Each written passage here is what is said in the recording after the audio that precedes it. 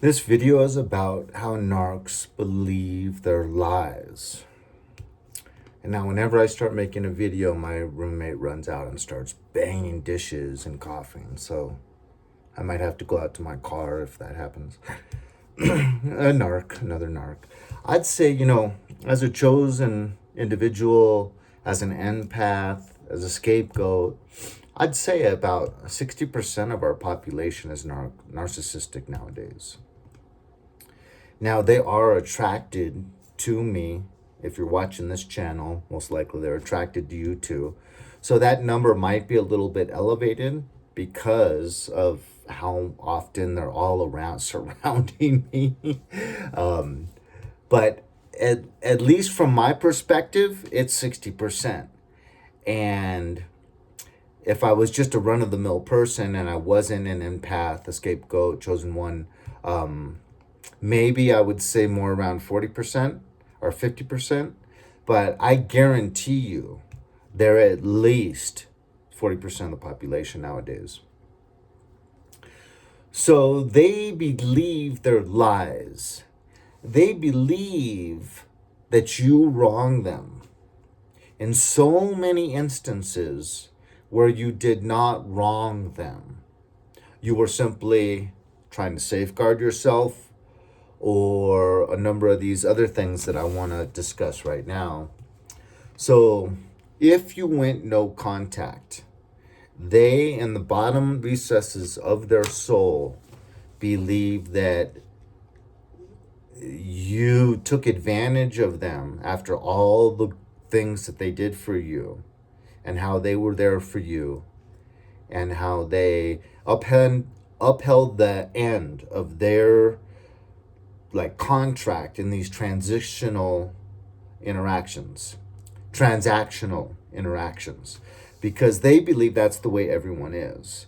And so if they're complimenting you, buying you nice gifts, they're upholding their end of the contract. And so they did their part. And if you go no contact, they literally believe that you extremely wrong them. So if you cause a narcissistic injury, they believe that you really, really wrong them. Because when a narcissist has kind of like a little needle going behind the mask and going through their facade and actually into their real identity that they work so hard to keep away from their own consciousness, not only the whole world, but their true identity, they work very, very hard to keep it from their actual consciousness. So if you cause a narcissistic injury, it's caused them to see that side of themselves that they work so hard every day to keep, not only from the world, but from themselves. And it takes them all the way down. So of course, they're perfect. So of course, if they're down in the dumps and it's because of something you said or did, they're going to blame you, because the facade is that they're perfect and that's what they have to hold on to. So of course it's you. Of course you deserve all of the blame for how they were so depressed for a day or 2 or 3 days. And maybe they had to go out and get drunk because they were, or go run off to a motel room and sit in a motel room, just watching TV with the lights off for 2 or 3 days. It could even be them seeing you trying to fawning. What's that? That's giving them what they want. So trying to uphold your end of the transaction. So complimenting them, praising them. But if you compliment them or praise them with any little detectable insincerity, that can cause a narcissistic injury. So even though your whole intentions were to give them what they need and what they want, if they see any insincerity, it could just be one part of your mouth turned up, or looking away too soon after you say that, or maybe a little bit of a rolling of the eyes or anything, they're going to punish you for that because it was not 100% sincere. Even though you tried to make it sincere, you're just not a good enough actor, maybe. Bam, that's your fault. How dare you? Um, but also just holding them accountable for anything.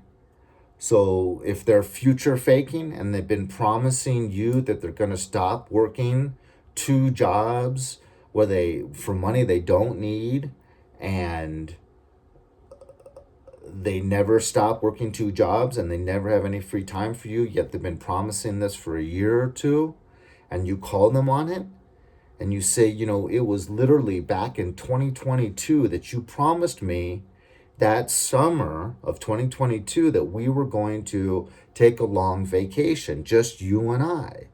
2 weeks. We talked about this. We planned this of camping all the way up to Canada and back.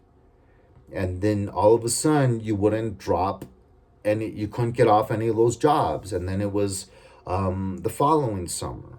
And now we here are again coming up on the third summer. And why do you just keep promising me this and you'll never give it to me? You know how much I want it. You know how many times you promised it.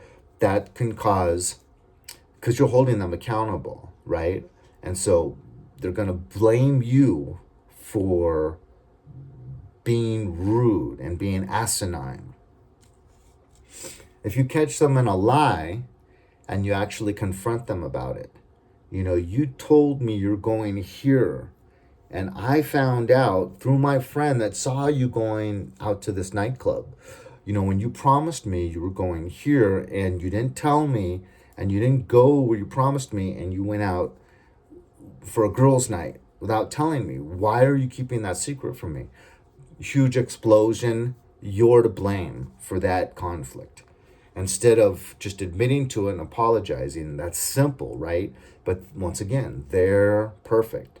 They should not be held accountable for anything. You should just be thankful and so pleased that this person is in your life.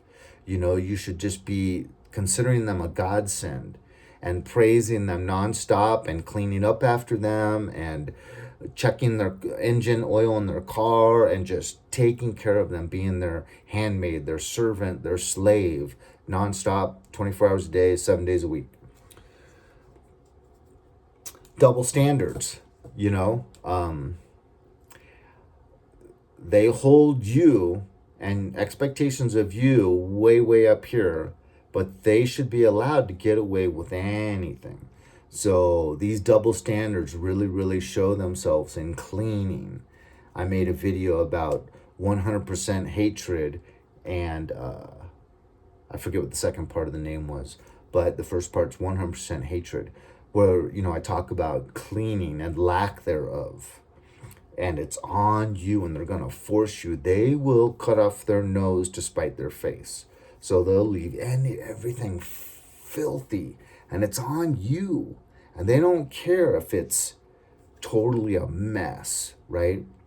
That's a trauma response too. If, you got a lot of clutter and a full-on mess, it looks like a tornado hit your living environment, that is in line with people that have been traumatized. And narcissists have been traumatized, even if it's through being spoiled. Because it's my experience that that's the one easiest way to make a narc, is to give them whatever they want from the time they come out of the womb. Even whenever they cry, just always running to them and trying to placate them. When babies cry before they fall asleep, it's just they're so exhausted and they're irritable because they're exhausted, and all you have to do is just leave them alone for 3 or 4 minutes and they fall asleep. But what narcissists will do, even that little 6-month-old, 4-month-old baby, every time they cry, they try to placate it. So they're always being spoiled instead of learning from the real world circumstances. That you can't just throw a temper tantrum in the middle of a grocery store, or middle of a toy store, whenever you demand a toy and the parents said no. Oh, okay, now since you're down on the ground, kicking your feet and slamming your fist on the ground and bawling out loud, you'll get that toy. It's totally counterproductive to creating a positive, healthy individual. So spoiling kids rotten makes them have entitlement and a sense of privilege from a very, very young age, before the age of reason, before they can really figure things out. So that becomes part of their hard drive. And then they become an adult that is stunted emotionally and has that privileged attitude, and will have that for the normally for the rest of their lives. Double standards also has to do, it shows itself with I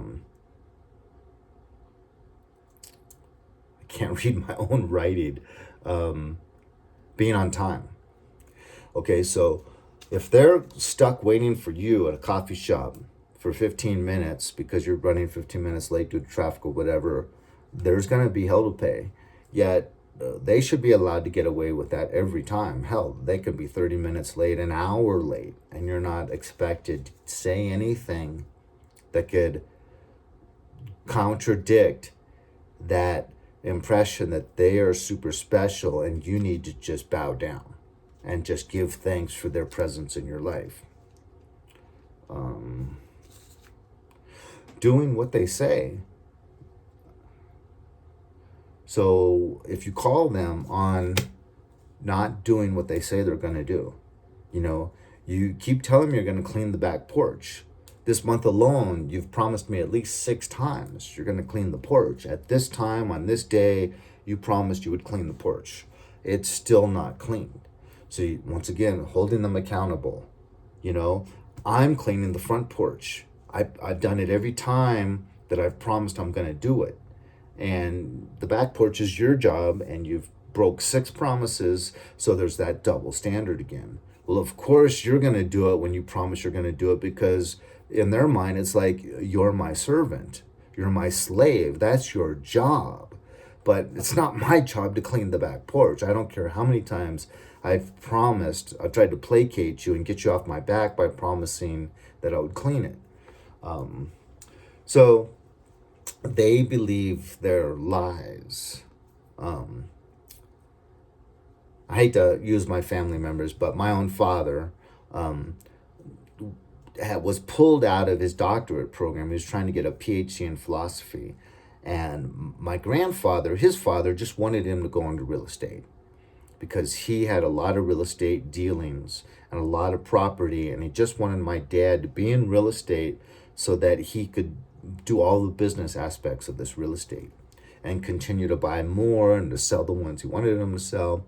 And so he literally yanked him out of that graduate school program, PhD program, in order to deal with real estate. And my dad, in his mind, didn't like that and just started telling people he was Dr. Brown. And so that started in his 20s, his late 20s. And so he just carried that on his whole life until he even eventually started to believe it. My dad told people that he was so rich and successful that he owned 2, sometimes he would say 3 islands in the South Pacific. He wouldn't go into any more details, just 3 islands in the South Pacific. If you'd ask him, well, what, by Tahiti? Where?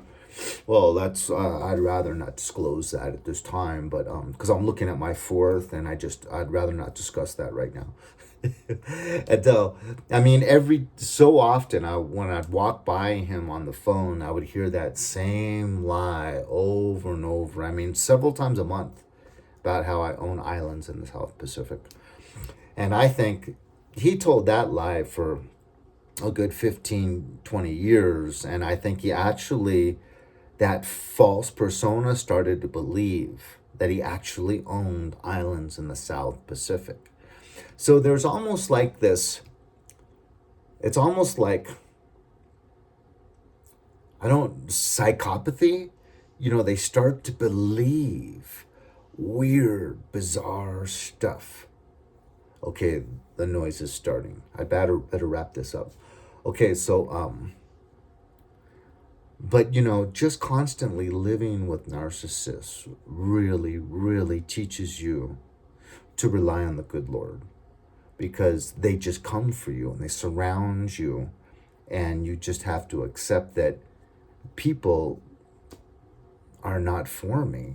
I just need to really rely on the Lord, put all of my trust in Him, focus on Him, and just be thankful that I've got one living being, one entity in this universe that never breaks a promise, is always true, and you just learn to accept, put no stock in flesh and bone. Put all of it up there. God bless.